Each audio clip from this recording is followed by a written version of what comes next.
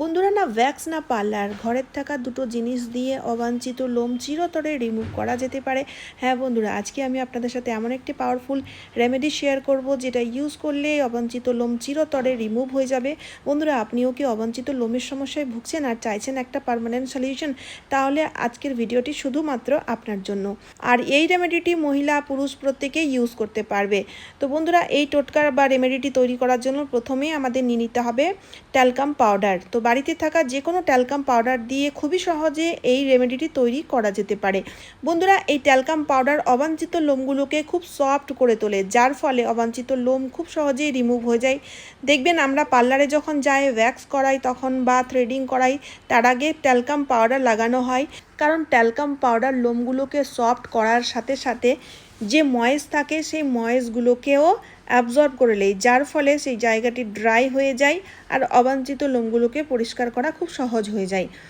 তো এখানে talcum powder নেওয়ার পরে পরবর্তী যে জিনিসটি নিতে হবে সেটা হচ্ছে শ্যাম্পু। বাড়িতে থাকা যে কোনো ট্যালকাম পাউডার যে কোনো শ্যাম্পুর ইউজ আপনারা করতে পারেন, তবে এখানে শ্যাম্পু খুব অল্প পরিমাণে নিতে হবে।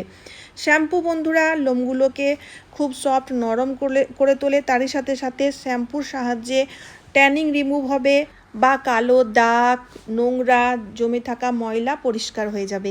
কারণ বন্ধুরা, এই টোটকাটি অবাঞ্ছিত লোম পরিষ্কার করার সাথে সাথে ট্যানিং বা কালো দাগ ছোপ ময়লা কালো দাগ পরিষ্কার করতেও খুবই সাহায্যকারী। তারপরে আমাদের নিয়ে নিতে হবে, এখানে আমি দেখুন নিয়েছি অল্প একটু মধু। বন্ধুরা, এই মধু খুব আঠালো ধরনের হয়ে থাকে, যার ফলে অবাঞ্ছিত লোম পরিষ্কার খুব সহজেই হয়ে যায়। বন্ধুরা, যে ভ্যাক্স ক্রিমগুলো তৈরি হয় সেগুলো মধু, চিনি বা লেবু দিয়েই তৈরি হয়। তো তার জন্য অল্প একটু মধু নিলাম। মধু না থাকলে মধুর জায়গায় চিনি নিয়ে নিতে পারেন, কারণ বন্ধুরা মধু চিনি এগুলো কিন্তু একই কাজ করে থাকে। তাই এখানে মধু মিশিয়ে ভালো করে মিশিয়ে নিচ্ছি। যদি চিনি নিচ্ছেন তাহলে চিনি নিয়েও ভালো করে মিশিয়ে নিতে হবে। তারপরে নিতে হবে পেস্ট। তো অল্প একটু পেস্ট, বাড়িতে যে কোনো পেস্ট রয়েছে সেই পেস্ট নিয়ে নিন। জেল পেস্ট, হোয়াইট পেস্ট, যে কোনো পেস্ট নিলেই হবে। শুধুমাত্র পেস্টের পরিমাণ খুব অল্প নিতে হবে।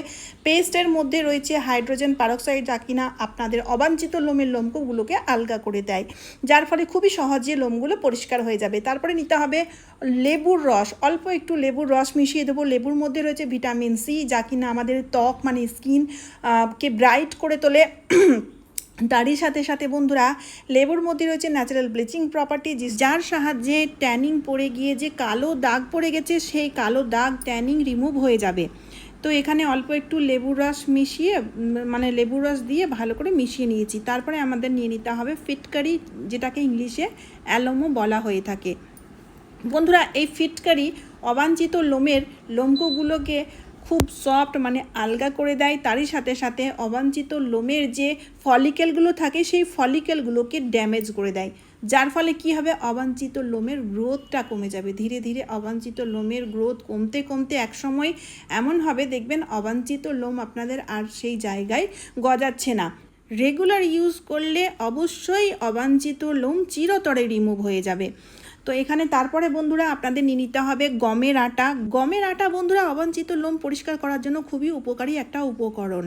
গমের আটা চ্যাটচ্যাটে ধরনের হয়ে থাকে, যার ফলে অবাঞ্ছিত লোম খুব সহজেই পরিষ্কার হয়ে যায়।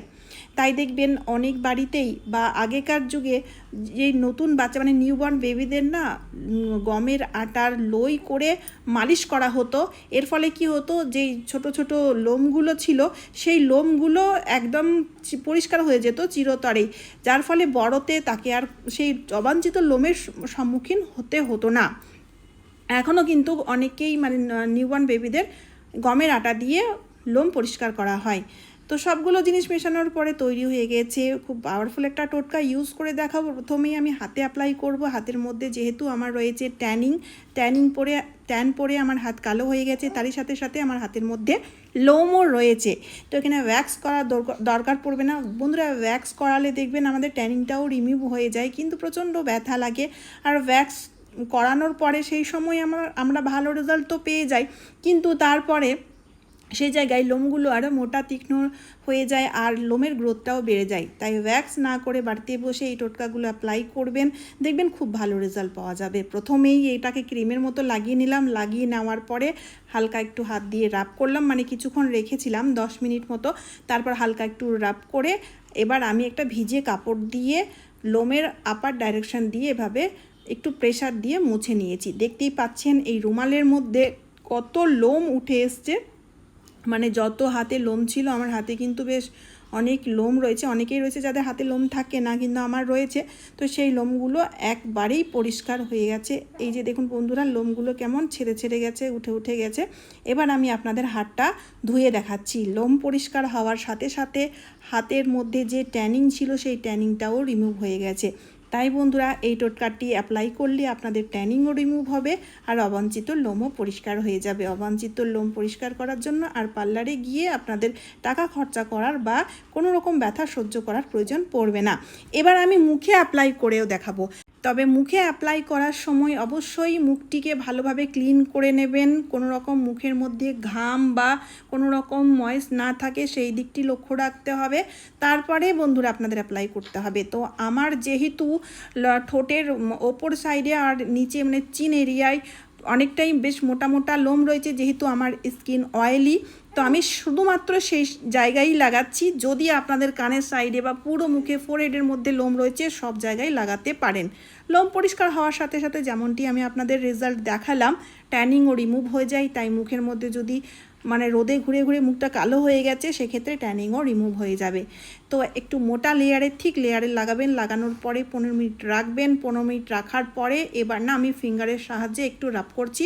এতে কি হবে, এমনিতেই বন্ধুরা এই টোটকাটি লাগানোর ফলে লোমের লোমকূপগুলো আলগা হয়ে যায়, লোমগুলো সফট হয়ে যায়।